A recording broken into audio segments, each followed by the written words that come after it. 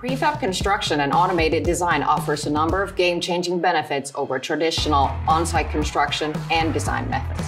The main benefit being the time and money savings you'll make. Let's have a look. Prefab construction is typically used in modular construction, panelized construction, and manufactured housing. Each has their own benefits. Modular construction involves the prefabrication of entire rooms or even buildings. Compared to traditional, modular projects can be completed 50% faster, while up to 80% of construction activity is removed from the site location. This minimizes environmental impact, on-site disruption, and construction waste.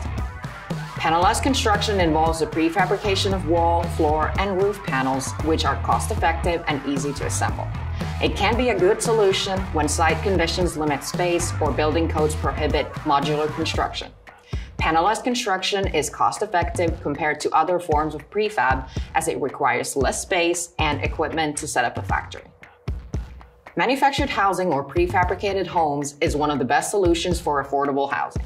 They are easily transported and quickly assembled on-site. Reduced labor, material waste, and site preparation costs on top of reduced lead time make prefabricated homes a very attractive form of construction.